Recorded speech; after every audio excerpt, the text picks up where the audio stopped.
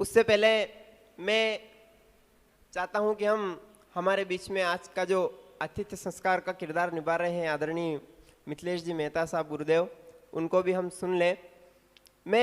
मुझे ऐसी कोई लाइनें ऐसी पंक्तियां सूझ नहीं रही है, किंतु एक समय में बहुत ही ज़्यादा चलने वाली मेरी 4 पंक्तियां एक छंद है। दादू, जब सेना में से एक भारतीय शहीद जब घर आता है, आप उस घटना को भली भांति सब उससे परिचित हैं। हेमराज का शीश जब पड़ोसी देश काट कर ले जाता है और उसका जो कद बचा हुआ होता है वो घर आता है, 4 सैनिक घर लेकर के आते हैं। मैं बड़ी पंक्तियों से आदरणीय श्री को आमंत्रित करता हूं, उनकी अगवानी में पढ़ने का प्रयास मात्र कर रहा हूं।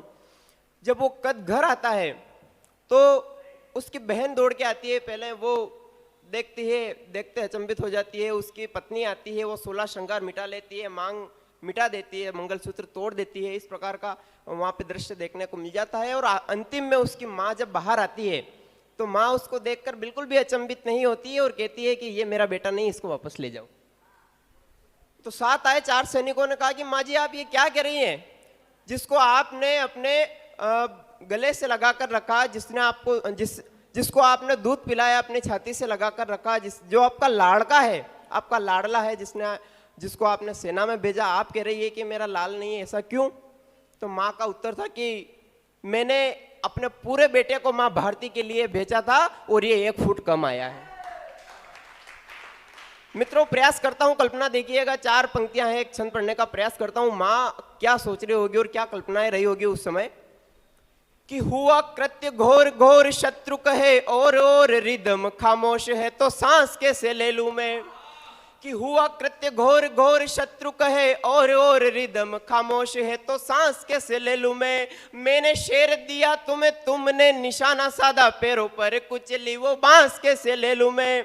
और हृदय के टूटे हुए तार तार रोने लगे, हृदय के टूटे हुए तार तार रोने लगे, कौशल्या वाला वो अब रास कैसे ले लूं मैं। और 1 इंच कम हो तो लेते नहीं फौज में, तो 1 फुट छोटी अब लाश कैसे ले लूं मैं।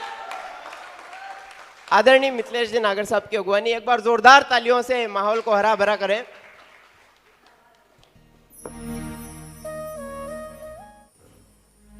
यस्यांके च विभाति भूधर सुता,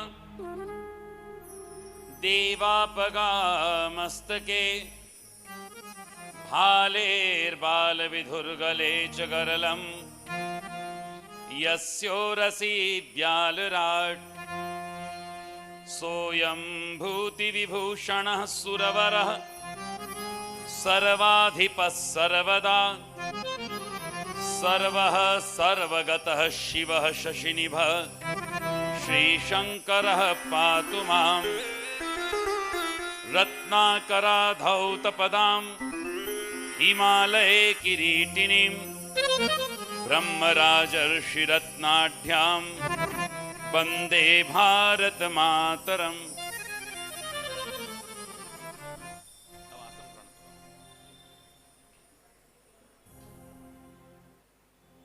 सर्वप्रथम हम प्रणाम करें शुभ विद्या को प्रदान करने वाली हंस वाहिनी मां शारदा के पावन चरणों में। हम प्रणाम करें उस मातृभूमि को जिसके वक्ष स्थल से निकले हुए अन्न और जल से हम हमारे शरीर का संचालन और संधारण कर रहे हैं। ऐसी भारत माता को हम प्रणाम करें। आदरणीय दादा स्वर्गीय राष्ट्रीय कवि श्री सुरेश जी बैरागी अलंकरण समारोह दशपुर साहित्य मंच के तत्वावधान में महाराज यशोधर्मन की पावन नगरी भगवान पशुपतिनाथ जहां सब पर अनवरत रूप से कृपा और आशीर्वाद बरसा रहे हैं, शिवना के पावन तट पर बसी इस दिव्य दशपुर नगरी को हम प्रणाम करें। दशपुर साहित्य मंच में आज मंच पर विराजित पत्रकारिता संघ के सम्माननीय अध्यक्ष, जो देव ऋषि नारद से आशीर्वाद प्राप्त करके और इस दशपुर नगर का नाम, इस मंदसौर नगर का नाम हिंदुस्तान के नक्शे पर गौरवान्वित कर रहे, ऐसे पंडित अनिल जी जोशी साहब आज के इस कार्यक्रम के विशेष आतिथ्य को गौरवान्वित कर रहे हैं। मेवाड़ की पावन धरा से पधारे और यहां जितने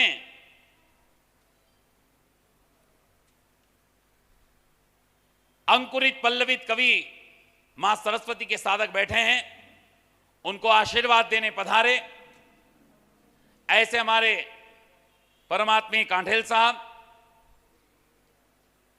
और जिन्होंने हिंदी साहित्य की विधा को इस मंच से केवल अ से जाकर अ तक ही रोक दिया और जो अनार से लेकर अनंत तक की यात्रा करवाई, साहित्य के क्षेत्र में आज मुझे स्मृति आ रही है। इस दशपुर साहित्य मंच के इस पावन तल पर जब मैं अपने आप को उपस्थित पा रहा हूं, तो भक्ति काल में एक संत हुए जिनका नाम था दादू जी। वो संत दादू जी महाराज ने भक्ति की रसधारा को अटक से लेकर कटक तक और कश्मीर से लेकर कन्याकुमारी तक उस भक्ति रस की धारा में समस्त भक्तों को ज्ञान गंगा में आप्लावित किया था। और आज इस साहित्य के मंच पर मुझे ऐसा प्रतीत होता है कि देश की राजधानी से, हिंदुस्तान की राजधानी से, दिव्य मंच से वो पुरस्कार अलंकृत करते हुए साहित्य के शब्दों को मन में झंकृत करते हुए और हिंदी साहित्य की विधा को अटक से कटक तक और कश्मीर से लेकर कन्याकुमारी तक आज इस कलयुग में दादू जी प्रजापति साहब ने पहुंचाने का जो एक श्रेष्ठ, सराहनीय और सुरम्य प्रयास किया है, आज इस कार्यक्रम में मैं उनके दर्शन करके बड़ा प्रफुल्लित हुआ हूं। राम सेतु के इस काव्य पाठ के सम्माननीय निर्णायक बंधुद्वय, मां सरस्वती की साधना में लगे कलाकार बंधुगण, पूजा के योग्य मात्र शक्ति और सरस्वती की साधना में लगे ऐसे हमारे समस्त कवि बंधुगण, कार्यक्रम में मुझे भी आगे जाना है, 150 किलोमीटर का सफर करना है। इसलिए हमारे दिव्यांश जी और मोहित जी से मैंने समय की मर्यादा पूछ ली थी, परंतु हमारे परमात्मी सम्माननीय दादू जी ने कहा है कि ये जो कवि उभर रहे हैं, मैं छोटा शब्द आपके लिए उपयोग में नहीं लूंगा, आप जो उभर करके समाज के बीच साहित्य की साधना में लगे हुए हैं, इनको हतोत्साहित न होने दें, इनको टूटने नहीं दें। इसलिए मुझे लगा कि नहीं, मुझे कार्यक्रम के अंतिम समय तक बना रहना चाहिए, इसलिए आपके बीच में उपस्थित हूं। राम सेतु की जहां तक बात है, विषय राम सेतु का है। काव्य और पद्य की साधना इस मंच से आपने की है। काव्य और पद्य के बाद में मेरा काव्य क्षेत्र नहीं है, परंतु गद्य पर मैं राम सेतु के लिए निवेदन करूंगा। 17.5 लाख वर्ष पूर्व हिंदुस्तान के स्वाभिमान का मान बिंदु और हिंदुस्तान की आन बान शान का प्रतीक जगत जननी माता जानकी का जब हरण हुआ और उसे पुनः गौरव के रूप में हिंदुस्तान में प्रतिस्थापित करने के लिए मर्यादा पुरुषोत्तम राघवेंद्र सरकार अखिल कोटि ब्रह्मांड नायक पूर्णानंद कंद सच्चिदानंद पर ब्रह्म करुणा वरुणालय ने वानर और गिलहरी के माध्यम से जो राम सेतु का निर्माण किया है और राम सेतु का निर्माण करके उसके पीछे हिंदुस्तान की बहुत बड़ी रक्षा करी है, बहुत बड़ी रक्षा करी है। राम सेतु, ये सारी व्याख्या आपने काव्य और गद्य के माध्यम से, पद्य के माध्यम से श्रवण करी है, पर मैं इसको साइंस में ले जाऊंगा, विज्ञान में ले जाऊंगा, क्योंकि हिंदी साहित्य मेरा विषय नहीं रहा है। I am already MSc first class first division gold medallist and I have PhD. MSc math subject से किया, पीएचडी किया, और विषय मेरा साइंस का रहा है। तो 21 वर्ष मुझे इस क्षेत्र में उतरे हुए हैं, पर दिमाग आज भी साइंस का है। विदाउट रीजन कोई बात एक्सेप्ट करता नहीं हूं मैं। हर कार्य के पीछे कोई ना कोई कारण होता है। राम सेतु क्यों बना, यह कारण आपने आज इस मंच से बताया, आध्यात्मिक कारण। राम सेतु को तोड़ने की एक तत्कालीन सरकार ने, देश के कर्णधारों ने योजना बनाई, और केवल इसलिए कि भारत का श्रीलंका से व्यापार हो, जहाज मार्ग सुलभ और सरल हो जाए, मार्ग न्यूनातिन्यून हो जाए, इसको लेकर के और राम सेतु को तोड़ने का षड्यंत्र चल रहा था। पर आप सबके आह्वान पर, आप सबकी प्रार्थना पर, समस्त राष्ट्र भक्तों के उस परमात्मा से प्रार्थना पर तत्कालीन सरकार ने उस विदेशी योजना को ध्वस्त कर दिया। यह प्रार्थना का प्रताप है, यह प्रार्थना की शक्ति है, क्योंकि यूरेनियम का समुद्र के अंदर बहुत बड़ा भंडार है, और यूरेनियम एक ऐसा पदार्थ है जो एटॉमिक एनर्जी, परमाणुविक शक्ति को क्रिएट करता है, निर्मित करता है। इसी यूरेनियम के द्वारा हिंदुस्तान पूरे विश्व में आणविक शक्ति से मजबूत हो रहा था। उन विदेशियों ने उस मन्नार की खाड़ी और धनुषकोटि के बीच में जो राम सेतु जिगजाग आकृति में बना है, जेड आकृति, हमारे कवि महोदय ने बताया था जी, वो जेड आकृति में बना है। तो समुद्र का जो यूरेनियम है वो उस जिगजाग आकृति से बनी दीवार से जाकर चिपक गया। अब वो राम सेतु जो जेड आकृति की दीवार बनी है, उससे जाकर वहां चिपक गया, वहां जाकर एकत्रित हो गया।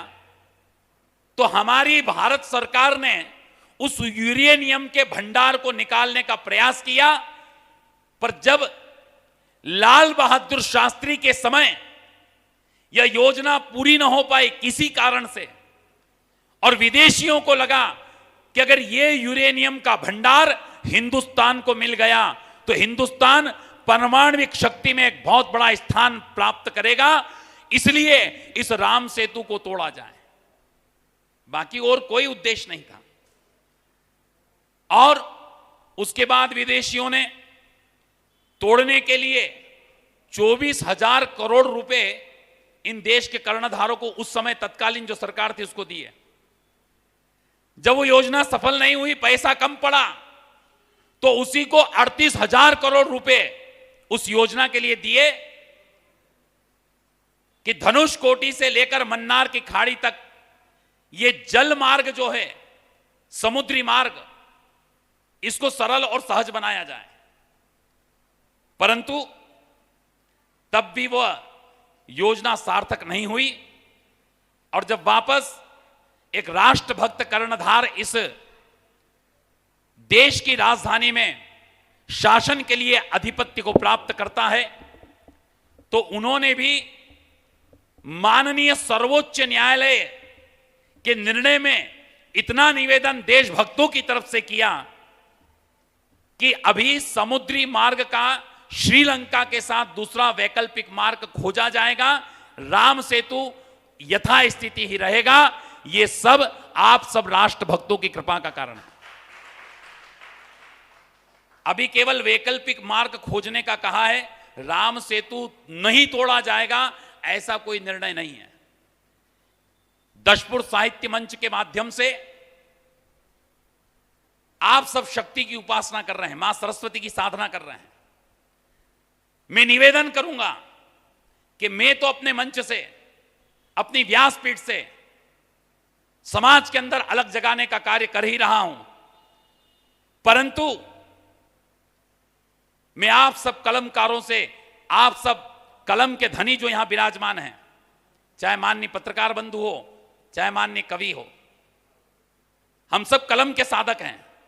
मैं निवेदन करूंगा कि आपकी कलम में इतनी ताकत पैदा करें, आपकी कलम में इतनी ऊर्जा पैदा करें, और भगवती सरस्वती इस दशपुर नगरी से आपके रोम रोम में वो ऊर्जा पैदा करेगी कि आप उस राम सेतु को तोड़ने का जो दुस्साहस सरकार करेगी, उसका नेस्त नाबूद मिटा करके और राम सेतु को बचाने का प्रयास करेंगे। तो ही आज इस राम सेतु के विषय को यहां रखने की सार्थकता सिद्ध होगी। मैं हिंदुस्तान को हिंदुस्तान देखना चाहता हूं, मैं हिंदुस्तान को हिंदुस्तान देखना चाहता हूं, और जिसने भी इस पर आंख उठाई उस आंख को भेदना चाहता हूं। क्या हुआ जो मेरे पास तलवार नहीं है? क्या हुआ जो मेरे पास तलवार नहीं है? मैं आप सब कवियों की कलम में बारूद भरना चाहता हूं, आप सब कवियों की कलम में बारूद भरना चाहता हूं। इस भाव को लेकर के मैं आज आपके बीच आया हूं। हम सब, समय की मर्यादा है, बोलने के लिए बहुत कुछ है, पर शक्ति की साधना करेंगे तो ही, क्योंकि शक्ति में वो ऊर्जा है कि अगर शव पड़ा है, अगर शव पड़ा है और शक्ति उसके अंदर फूंक दी जाए, शक्ति का संचार उस शव के अंदर कर दिया जाए, तो वो शिव बनकर के राष्ट्र और समाज के कल्याण के लिए तैयार खड़ा हो जाता है। इसलिए हम शक्ति की साधना से अभी निवृत्त हुए हैं।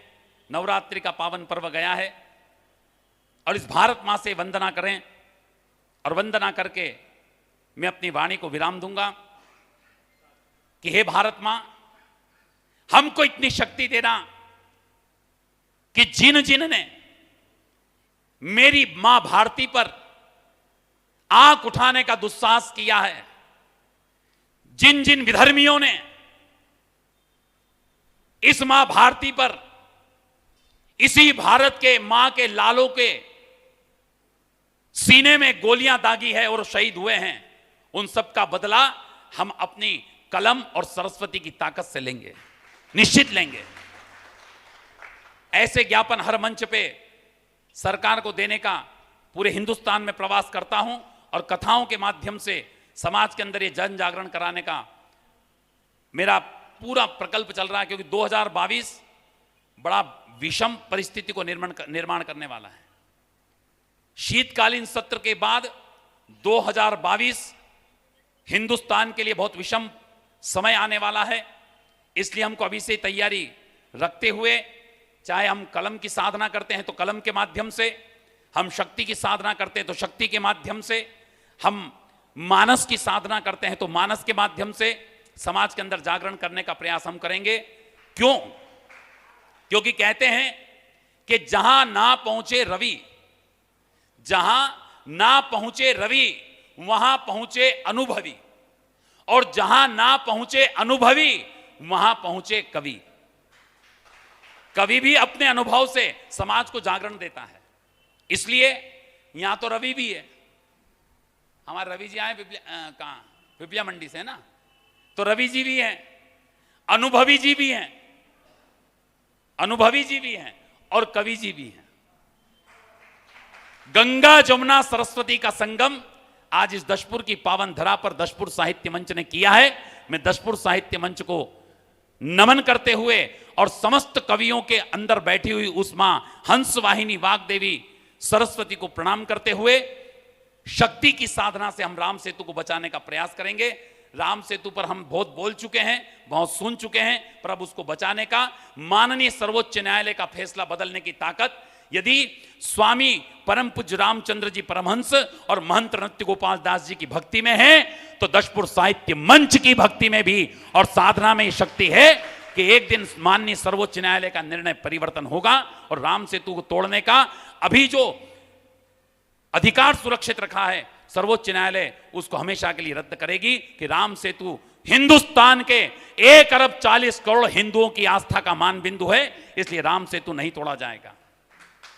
आइए शक्ति की साधना के साथ हमारे अंदर वो शक्ति जागृत करेंगे और प्रार्थना करेंगे कि जगत वंद्य मां शक्ति दो, साधना दो, जगत वंद्य मां शक्ति दो, साधना दो, अचल अर्चना दो, अखंड वंदना दो, अचल अर्चना दो, अखंड वंदना दो, जगत वंद्य मां, जगत वंद्य मां शक्ति दो, साधना दो, जगत वंद्य मां शक्ति दो, साधना दो, अचल अर्चना दो, अखंड वंदना दो, जगत वंद्य मां हमें भक्ति दो, सर्वदा प्रेम मंडित। एक निवेदन और कर दूं, ये दशपुर साहित्य मंच के माध्यम से ज्ञापन माननीय मुख्यमंत्री और माननीय प्रधानमंत्री जी को अगला क्रम हमारा यही रहेगा। और ज्ञापन में क्या देना है कि ताजमहल जो आप बार बार कह रहे हैं कि ताजमहल प्रेम की मूर्ति, प्रेम की कलाकृति, प्रेम की नहीं, वो मोह की कलाकृति। प्रेम, ताजमहल को प्रेम की कलाकृति कहकर प्रेम शब्द का अपमान है, प्रेम शब्द का अवगमन है। ये उन्नयन नहीं प्रेम शब्द का। राम सेतु प्रेम का प्रतीक है और ताजमहल मोह का प्रतीक है। और यहां हम सब सरस्वती के साधक बैठे हैं, इसलिए मैं मोह और प्रेम में आपको अंतर बता दूंगा, बताने का थोड़ा सा प्रयास करूंगा कि जहां मोह होता है वहां बाह्य आडंबर होता है, और जहां प्रेम होता है वहां प्रेम में आंतरिक अनुभूति होती है। राम के हृदय में आंतरिक अनुभूति थी, उन्होंने आडंबर नहीं किया। और उस विधर्मी के मन में मोह था, इसलिए उस शाहजहां ने बाह्य आडंबर किया। उसने ये ढांचा बनाया बाहर और कहा कि ये ढांचा उसकी याद में बनाया है, पर राम ने कभी नहीं कहा कि राम सेतु मैंने सीता को वापस लाने के लिए बनाया। मोह और प्रेम में अंतर है। मोह वासना का प्रतीक है और प्रेम उपासना का प्रतीक है। उस शाहजहां का मोह था, उस विधर्मी का मोह था उस स्त्री के प्रति कि उसने उसकी याद में, हालांकि वो ताजमहल बनाया नहीं, वहां तो शंकर मंदिर पहले से ही था, आज भी वो जल की बूंद गिर रही है, पर ठीक है, मैं उस विषय पे नहीं जाऊंगा, समय की मर्यादा है। तो मैं निवेदन करूं कि उसकी वासना थी, और वासना थी तो उसने वो ढांचा खड़ा कर दिया, और ढांचा खड़ा करके उसको ताजमहल नाम दे दिया। और ऐसा इतिहास कहता है कि जिन जिन कारीगरों ने वो ताजमहल बनाया था उसकी वासना थी, इसलिए उनके हाथ पैर काट दिए गए। पर हमारे आराध्य देव राम, उन राम की उपासना थी, इसलिए राम की उपासना थी। उन्होंने राम सेतु जिन जिन वानरों ने सहयोग दिया है, जिस गिलेरी ने सहयोग दिया है, उसके ऊपर भी 3 रेखा अपने आशीर्वाद स्वरूप दी है। हमने हाथ पैर नहीं काटे, हमने सम्मान दिया है, हमने सम्मान दिया है, क्योंकि हमारी उपासना थी, वासना नहीं थी। राम की उपासना थी। राम सेतु उपासना का प्रतीक है। जहां मोह होता है वहां व्यक्ति बिक जाता है।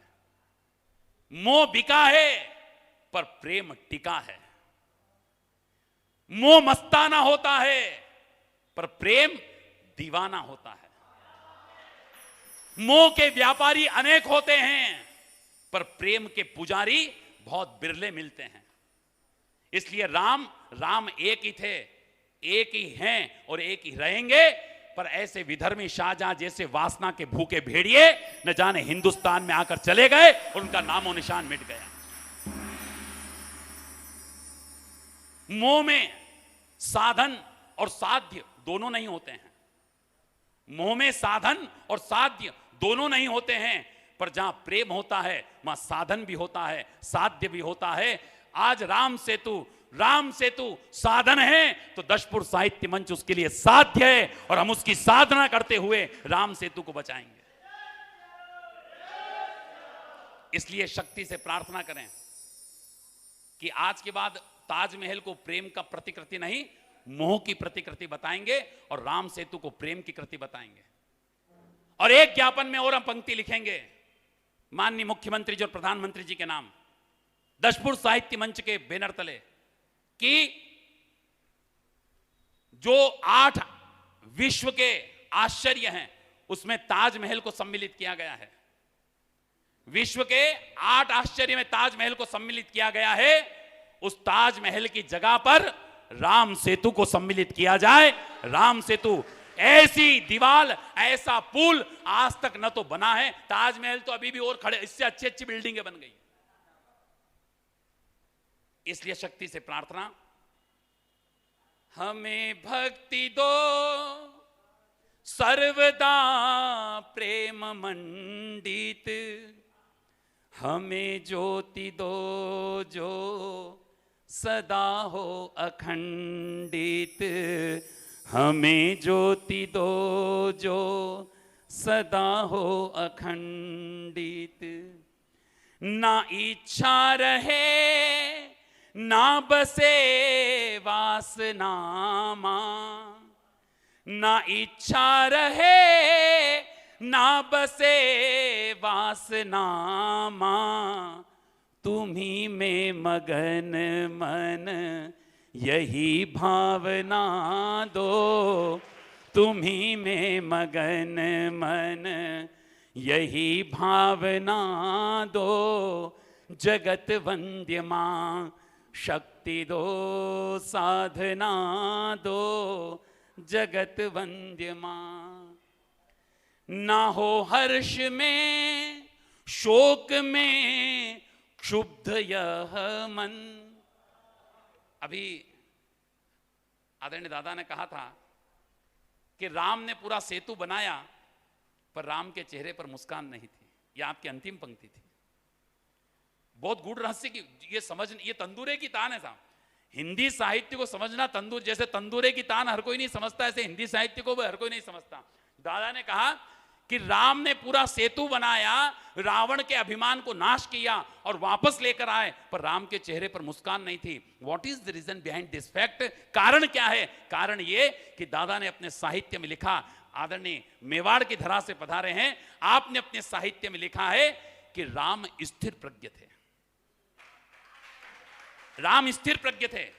और अगर आपने गीता, यहां गीता के कोई मनीषी बैठे हों तो श्रीमद् भगवत गीता के 2 अध्याय के 38वें श्लोक में लिखा है, सुखम दुखम समम कृत्वा लाभा लाभो जया जयो ततो युद्धाय युज्यस्व नैवम पापम वाप्यसि।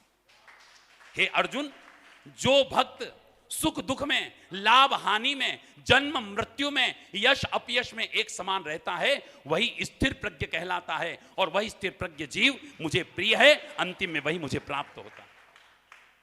इसलिए हम भी स्थिर प्रज्ञ बने, साहित्य की साधना, सरस्वती की साधना कर रहे हैं। ना हो हर्ष में शोक में क्षुब्ध यह मन, सतावे न सुख दुख, कटे मोह बंधन। सभी ये तुम्हारा, तुम्हारे सभी हैं, सभी है तुम्हारा, तुम्हारे सभी है। तुम ही सर्वमर्म हो, यही भावना दो। तुम ही सर्वमर्म हो, यही भावना दो। जगत वंद्य मां शक्ति दो, साधना दो, जगत वंद्य मां। और अंतिम पंक्ति के बाद मैं अपनी वाणी को विराम दूंगा कि कभी काम की कल्पना ना सताए, कभी काम की कल्पना ना सताए, कभी शोध प्रतिशोध लुभर कर न आए, कभी शोध प्रतिशोध उभर कर न आए। जले राग की आग में न मन मेरा, जले राग की आग में मन मेरा। यही धारणा दो, यही भावना दो, यही धारणा दो, यही भावना दो। जगत वंद्य मां शक्ति दो, साधना दो, अटल अर्चना दो, अखंड वंदना दो।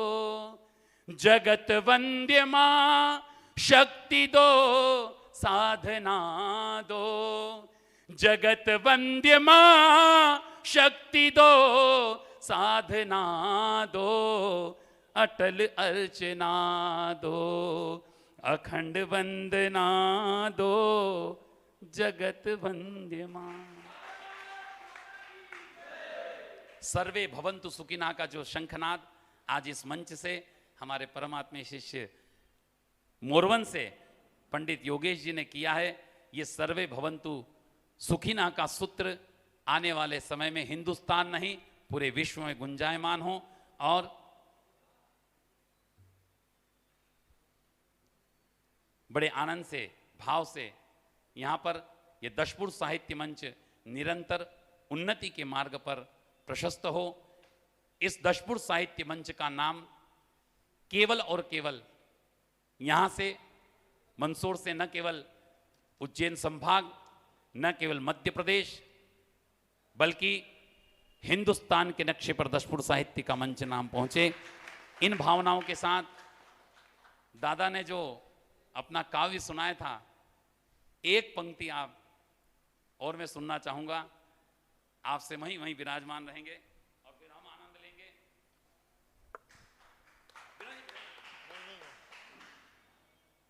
वही लाइनें बोलूं।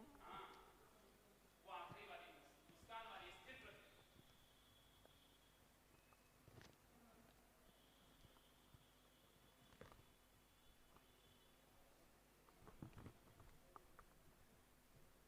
कब बीत गए तेरा बरस ध्यान नहीं है, आगे क्या होने वाला है कुछ भान नहीं है।